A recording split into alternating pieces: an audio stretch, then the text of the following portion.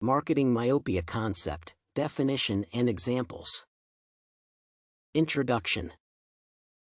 Meeting the needs of customers is essential and what allows businesses to grow and develop. In this context, correctly identifying the market opportunity for growth is crucial because it allows the creation and introduction of new products to the market.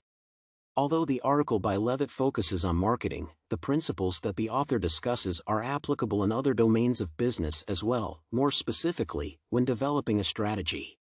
If executives fail to recognize the need for overcoming marketing myopia, they risk producing products that become obsolete, which will lead to the failure of their business in the long term.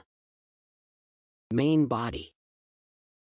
Marketing myopia is a notion referring to the inability of executives to recognize the real purpose of their businesses.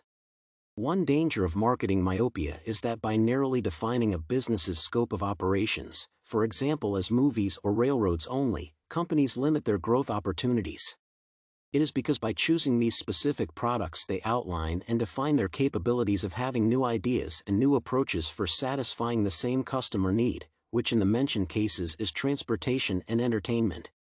The identification of an industry as a narrow cluster will lead to failure in the long term.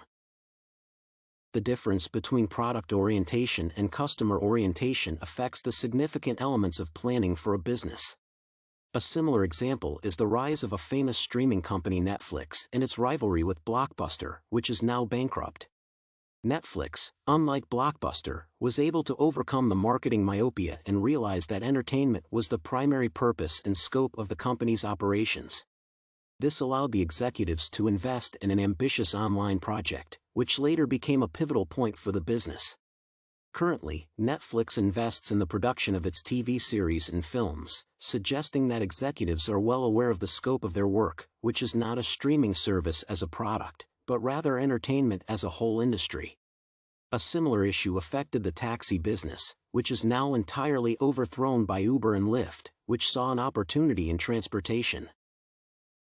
In this context, the article reveals an essential aspect of every industry's development. At a specific point in time, every industry had its peak development phase, since the offered product was either superior to others or new for the consumer. Using the example of Uber, the success that the company had in gaining popularity and acquiring the customer base allowed it to transform the private commercial transportation business.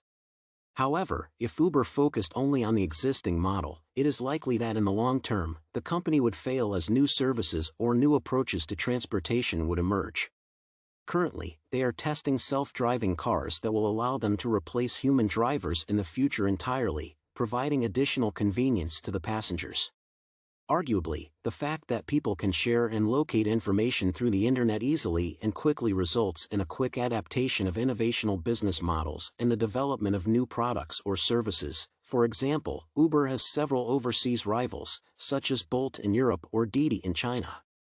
This means that in the current age, avoiding marketing myopia and focusing on customer needs is even more important than it was in 1960 when the article in question was written. In his article, Levitt argues that companies fail if their executives view the output as a single specified product and not as the satisfaction of customer needs. One can say that this implies that a company can work to satisfy a specific requirement of the people, for example, transportation or entertainment, while continuously growing and developing new products. These new products are usually more convenient. For instance, watching a favorite TV series whenever one decides to is more comfortable than being able to watch it only when it is scheduled.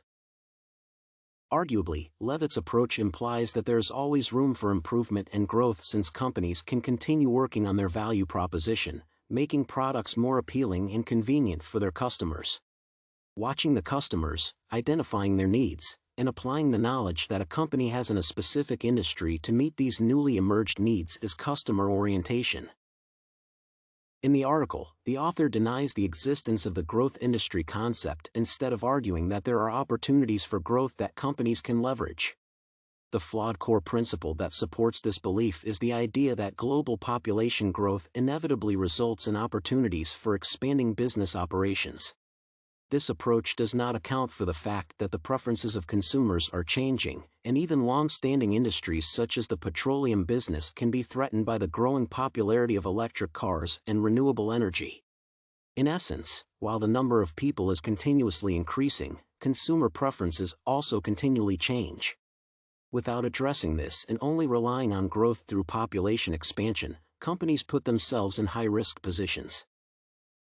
Additionally, the idea that no competitive substitute can emerge that would take over a large portion of the market is also incorrect.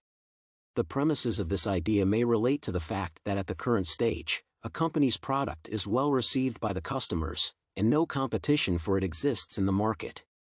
However, as demonstrated by Uber, Netflix, and other companies such as Airbnb or even Apple, which helped computers and smartphones become an integral part of people's lives, new products that appeal to the customers and have a higher value for them always emerge and substitute the existing offerings. Levitt also highlights the preoccupying focus on cost reduction and scientific experiments that lack creativity. While this is important for the business in ensuring maximum profitability through increased margins, the executive should not forget that creative business ideas are often outside of the scope of their operations. Therefore, the critical points discussed in the article by Levitt refer to common misconceptions that executives and managers often have in regard to the prospects of their business and the possibility that a rival product will emerge. Elements of marketing myopia that are as relevant or more relevant now than they were before are the need to focus on customer needs, which often are outside of the scope of a company's current operations. An excellent example of this is Hollywood and its rivalry with television, where the former failed to recognize the fact that entertainment should be the strategic focus. Conclusion. Overall, the article by Levitt provides essential insight into a common mistake that business executives make. Failure to correctly recognize the purpose of operations can lead to the inability to promote the growth of the business. Modern-day examples, such as Uber and Netflix, suggest that even in industries that currently experiencing growth, it is crucial to continue examining customers' needs and investing in the development of new products that will address them.